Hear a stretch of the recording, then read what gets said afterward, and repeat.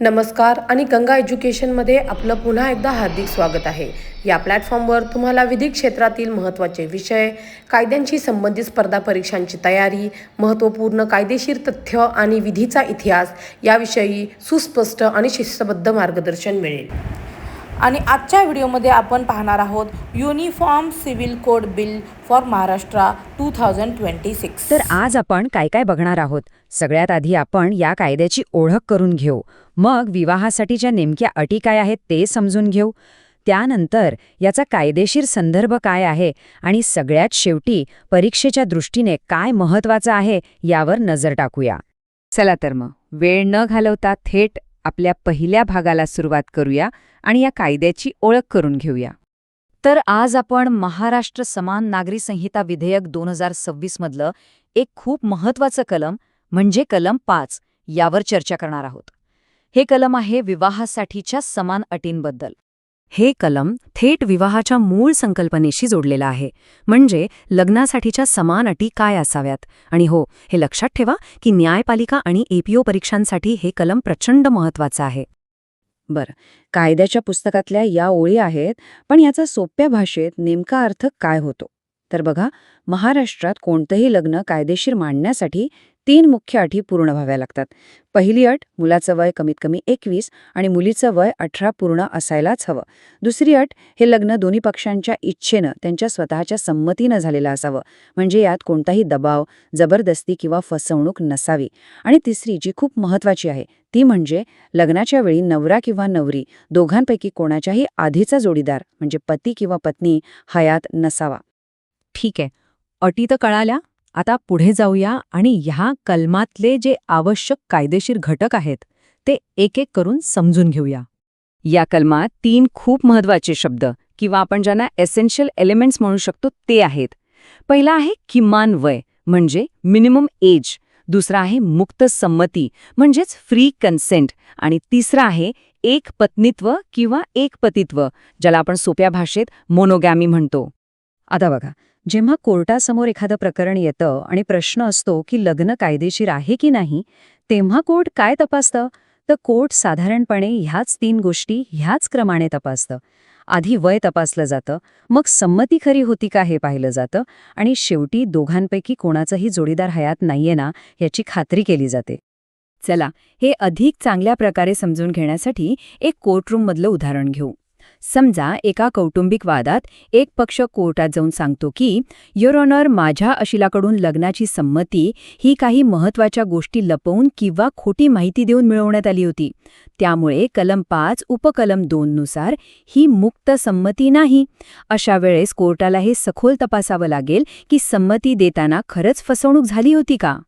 बरं, हे सगळं ठीक आहे, पण समजा या अटी पाळल्या गेल्या नाहीत तर मग त्या लग्नाचं काय होणार, त्याचे कायदेशीर परिणाम काय असतील? हा प्रश्न आपल्याला थेट शून्य आणि शून्यकरणीय विवाह म्हणजे काय या महत्त्वाच्या मुद्द्याकडे घेऊन जातो. चला तर मग आता या नवीन कलमाचा कायदेशीर संदर्भ काय आहे ते पाहूया आणि हे प्रत्यक्षात कसं लागू होतं तेही समजून घेऊया. बघा, आधी कसं होतं, लग्नाचे नियम प्रत्येक धर्माच्या वैयक्तिक कायद्यानुसार वेगळे होते. म्हणजे हिंदू विवाह कायदा वेगळा, मुस्लिम वैयक्तिक कायदा वेगळा.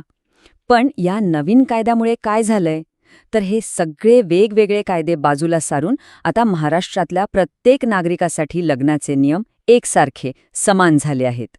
या संदर्भात आपण एक काल्पनिक पण महत्त्वाचा खटला पाहूया.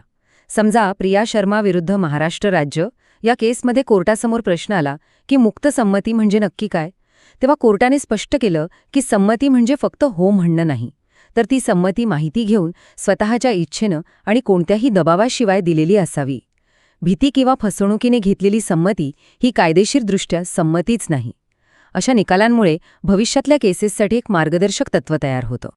हे मुक्त संमतीचं तत्त्व समजून घेण्यासाठी एक लॅटिन कायदेशीर म्हण आहे, कन्सेन्सस ॲड इडम. याचा अगदी सोपा अर्थ आहे मनांशी एकरूपता किंवा मीटिंग ऑफ द माइंड्स. म्हणजे काय तर लग्नासारख्या महत्त्वाच्या करारासाठी दोन्ही व्यक्तींनी एकाच गोष्टीवर, एकाच भावनेनं आणि पूर्ण इच्छेनं सहमत होणं अत्यंत गरजेचं आहे. हेच तर मुक्त संमतीचं खरं सार आहे. तर मग या अटी मोडल्या तर काय होतं, याचे परिणाम काय? इथे 2 महत्त्वाचे कायदेशीर शब्द आहेत, शून्य म्हणजे व्हॉइड आणि शून्यकरणीय म्हणजे व्हॉइडेबल. यातला फरक समजून घेणं खूप गरजेचं आहे.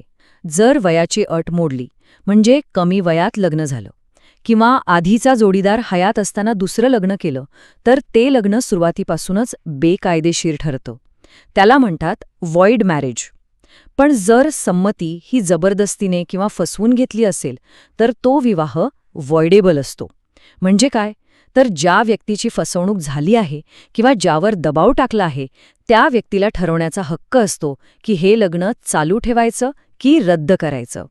चला आता आपल्या विश्लेषणाच्या शेवटच्या टप्प्याकडे येऊया, जो परीक्षेच्या दृष्टिकोनातून सगळ्यात महत्त्वाचा आहे. आता परीक्षेच्या तयारीसाठी काही खास टिप्स. प्रिलिम्समध्ये विवाहासाठी जे किमान वय आहे त्यावर थेट प्रश्न येऊ शकतो. मेन्स परीक्षेमध्ये मुक्त संमती या संकल्पनेवर आधारित एखादा प्रॉब्लेम बेस्ड क्वेश्चन हमखास विचारला जाऊ शकतो. आणि इंटरव्ह्यूमध्ये विवाह नोंदणी अनिवार्य करण्याबद्दल तुमचं मत काय आहे असा प्रश्न विचारला जाऊ शकतो, ज्याचा संदर्भ कलम 4 मध्ये आहे. चला तर एक शेवटची पण जलद उजळणी करूया. फक्त 3 गोष्टी लक्षात ठेवायच्या आहेत. कलम कोणतं? तर कलम 5. याची मूळ संकल्पना काय आहे? तर विवाहासाठी समान आणि अनिवार्य अटी. आणि त्या 3 प्रमुख अटी कोणत्या? वय, मुक्त संमती आणि एकपत्नीत्व. बस एवढं लक्षात ठेवलं तरी भरपूर झालं. न्यायपालिका, APO आणि इतर कायद्याच्या परीक्षांशी संबंधित अशाच प्रकारच्या सखोल माहितीसाठी आणि विश्लेषणासाठी गंगा एज्युकेशनसोबत नक्की जोडलेले रहा. हे सत्र पाहिल्याबद्दल धन्यवाद. हा व्याख्यान उपयुक्त वाटला असल्यास कृपया लाईक करा, शेअर करा आणि गंगा एज्युकेशनला सबस्क्राईब करा. अशाच महत्त्वपूर्ण कायदेविषयक व्याख्यानांसाठी आमच्याशी जोडलेले रहा.